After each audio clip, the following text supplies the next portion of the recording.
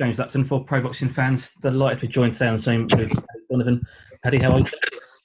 I'm good, thank you. Thank you for having me. No, not a problem at all. It's a pleasure. Thanks for joining me today.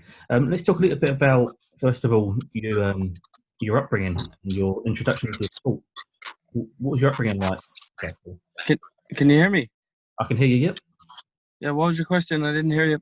What was your upbringing like? Talk to me a little bit about your upbringing and your childhood and your start into boxing. And I started into boxing. I started boxing when I was about 4 years old. My dad was a boxer himself, and I guess he was going to the gym a lot, and he tagged me on along with him. And from there, I started to see it and like it, and got into it. And from there, I've just kept going, and I'm here now. So that's how I got into it. What was it about boxing that you liked? Again, it's kind of a family thing. A lot of members of my family did it. My dad was a national champion, so kind of ran in me. So it kind of came up like that. My brother does boxing, and so do I, and we've won a lot of national titles coming up along. So from there, we just kept going and turned over to pro then. So your brother just turned over with Frank Warren, isn't he? That's right, he just turned with Frank Warren, yep. Fantastic. In your amateur career, I believe 131 wins, 5 losses. Yeah, even a bit more. I had 160 fights, over 160 fights, yeah. About 5 or 6 losses, roughly around there. So I had a lot of fights, a lot of experience in the amateurs, and I've been through a lot already. I have a lot of big fights done and a lot of big ones to go as well in the pros. Well, how does that help you in the pro ranks with having so much experience in the amateurs? Well, I have a lot of experience now, you know what I mean? As I said, I had a lot of big fights. I've been in World Championship finals and at a junior level. Senior level, then I was in the national senior finals. So I've been in big fights, fought against Americans, Russians, Cubans, fought against them all. So I have a lot of experience, a lot of knowledge of the sport, and it's going to help me in the long run in the program. Now, as an amateur, for some of your amateur fights, you was coached by Roger Lee, Andy's brother. That's right, yeah. That's right, yeah. My dad's my normal coach and Shane Daly, but there was a couple of years there where Roger Lee came in, Andy's brother came into the club, and he gave a hand in the club, and yeah, he was around for a while. He helped us win a few titles, and he trained me for a couple of years, and really liked working with him. He was a brilliant coach, one of the best I ever worked with. I know Roger from his days at Adam Booth's gym. Yeah, great coach. What did you ever expect at that time to be turning pro with Andy? No, not at all. Obviously, I looked up to Andy being from Limerick and all, and he's all the things he's won and being the European champion at the time Roger was training us. So he was big at the time around Limerick, and been looking up to him. But I never thought I'd actually be training and fighting under him. I never thought that. Never, no. I mean, I spoke to Andy in Vegas in February, and right, Andy said you are the reason that he started coaching. Yeah, as I said, Andy was watching me in the nationals, and he kept an eye on me, and he thinks I had that spark and that X factor, as he says. So I have to keep going now and keep listening to him and do everything he tells me and keep on the right path. And he tells me I'm going to be a world champion, so that's my goal. He said to me that you have all the ingredients to be a top fighter. You just need to keep your feet on the ground. And that's exactly what I have to do. And there's nobody else he would have gone to coach for apart from yourself, he's saying. How nice is it to hear that? And it's a privilege to hear stuff like that coming from someone with his caliber, you know what I mean? Being a world champion, being an Olympian, being in all the big national tournaments, and obviously one of Ireland's greatest ever pros. So hearing things like that gives me a boost, gives me that extra little bit to push forward and to go forward to be a world champion and be successful in the sport of boxing. What sort of encouragement does Andy give you? I spoke to Andy, and he himself with Emmanuel Stewart, Emmanuel made him believe he would be a world champion. Does Andy instill that belief into you? Andy does that. Yeah, he does that to me. You know what I mean? He tells me, he knows it. We know it in sparring. He tells me even after sparring session. Once he told me I was the most gifted boxer he's ever seen. So things like that, as I said, gives me a boost and keeps me tamed. It keeps me on the ground and keeps me pushing forward for bigger and better things. As well as Andy, I saw in the corner, at least of your debut, you had Eamon McGee as well there. What a guy. That's brilliant. As I said, having Andy as one, being a world champion, then having Eamon McGee in my corner. Them little things for the crowd and everyone looking on, and they know how high they rate me when you see guys like these backing me. So them kind of guys you want in your corner. What sort of little bits of advice have they given you that stuck out to yourself so far? Well, the advice Andy's given to me, as I said, he's going to tell me I'm going to be a world champion. He told me I'm one of the most gifted boxers he's seen. So things like that, as I said, things like that pushes me, and makes me train harder, keeps me in the gym, and just little things like that. As I said, just it's great hearing things like that from someone with their standards. You know? It's not just those guys, also backed by Top Rank and Bob Arum. Again, Bob Arum Best in the also. business. Bob Arum, very complimentary of you as well. What have those guys been like, and what has it been like to meet Bob and get that deal over the line? Obviously, it's brilliant to have Bob as my promoter.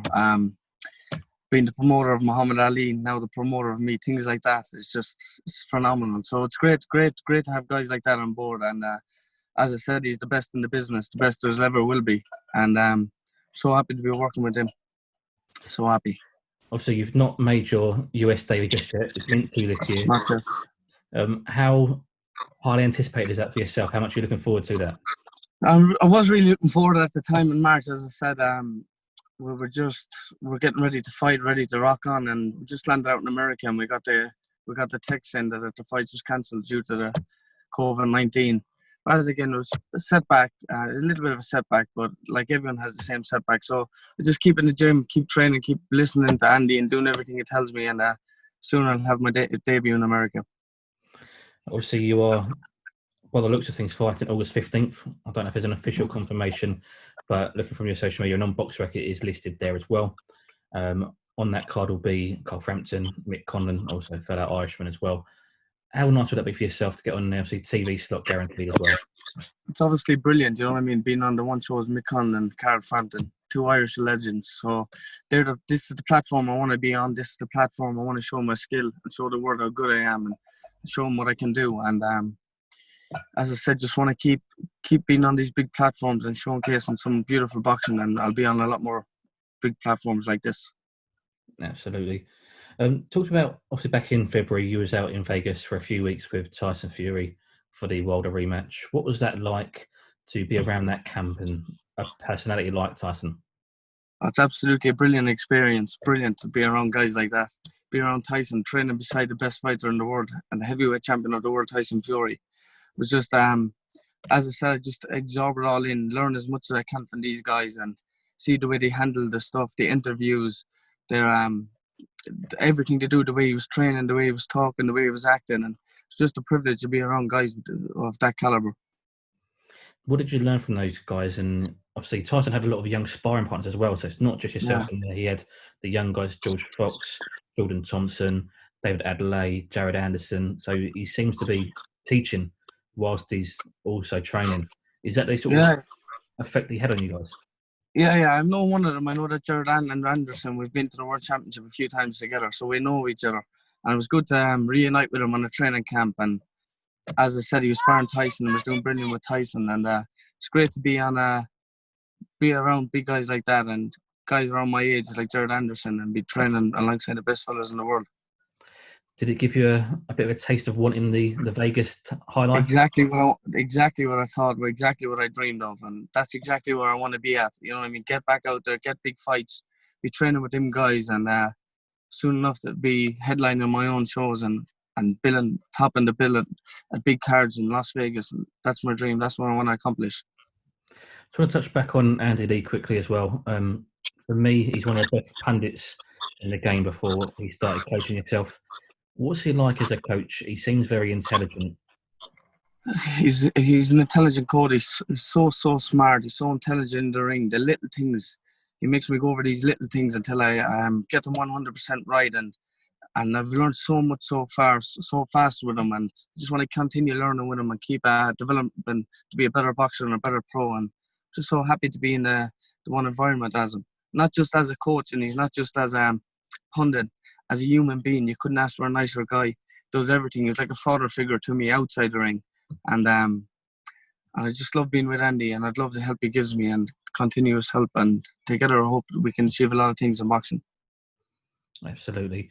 Obviously, he's been there. He's been world champion, but yourself, who's a very accomplished amateur. What has he changed in yourself, and what was there that needed to be changed to your game? Obviously, the amateur is a faster sport. There's only 3 rounds. You're on your toes and you're fighting a lot faster at pace. So obviously, he slowed me down a bit. He slowed me down a bit. Worked on shots. Worked on knockout shots, scoring shots. Worked on setting up good shots and not getting hit, keeping low, keeping a good defense, and and keep the endurance over the 6 to 8 to 12, 10 or 12 rounds. You know what I mean? So building it all up, I've really learned a lot so far with him. And finally, Paddy, obviously you are 147 pounds welterweight competitor. Last night we saw Virgil Ortiz Jr., Samuel Vargas. He's now 16-0, 16 knockouts. He seems to be on the cusp of the world title. Welterweight already at the championship level is stacked. Pacquiao, Furman, Spence, Crawford, list goes on.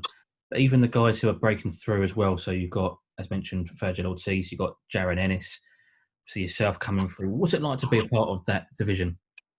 Yeah, as I said, them boys are getting old, and Pacquiao's now, and guys like that is pushing on, and Terence Crawford. So with the help of God, I can push in there, sneak in there, and become a world champion. And it's good to be in the name. It's good to be in the environment with guys like that, and be up there with the big boys. And with the help of God, become a world champion at welterweight. That's the plan. See, how long do you see yourself at the weight? Or do you make the weight comfortably? You're still young. I only walk around at 69 kilos, so I'm only a couple of pounds over. So I walk around perfect at the weight, and I want to stay there. That's where I've been at the amateurs. That's where I want to be at the pros. What's your future ambitions and throughout your career? Obviously, you haven't been a world champion, but is there something that stands out for you that you'd like to achieve apart from that? As I said, be good in the ring, be good outside the ring, keep listening, keep learning, and ticking all the right boxes, and doing everything I can to make myself a better human being and a better fighter. And as I said, the goal really is to be the world champion, and if I can accomplish that, I'll accomplish my goal, really. And to look after my family. I have a young family, young wife, and a young baby, so I have a lot of things I want to do, I want to accomplish, and the main thing is to be a world champion. Everything will follow after that. Absolutely, and I've no doubts you will accomplish that. But Paddy, thank you for joining me today and speaking to Pro Boxing fans. Thank you very much, James. Thank you. God bless.